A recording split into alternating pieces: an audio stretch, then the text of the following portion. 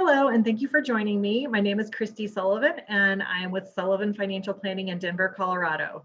Today's video blog is a companion piece to a written blog that I wrote recently about why the economy and the stock market aren't the same thing, and how you might not necessarily take economic news and use that to make investment decisions.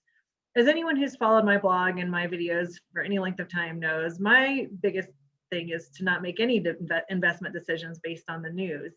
And economic indicators are another great example. So, as we're talking about what's been happening during the pandemic since March, we saw really terrible stock market drops in anticipation of what was to come, which has been really bad economic news around the world, and certainly for the US.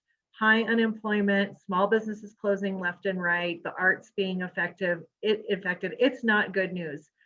However, the stock market then has turned around and recorded record highs since then.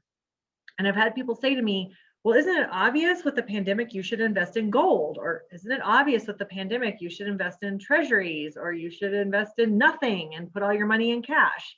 And my answer to that is no, none of it's obvious to me. It doesn't seem to make sense what the stock market does in conjunction if you're looking at what's happening in the here and now. The stock market performs based on what investors think will happen in the future, not what's happening right this minute.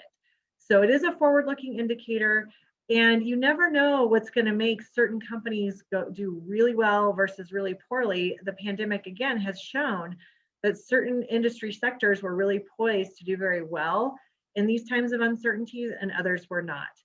So I again implore you to work with your financial advisor, and if you don't have one, give me a call, to create a diversified portfolio that you can live with in the long term and not try to outsmart or outguess what the stock market will do next.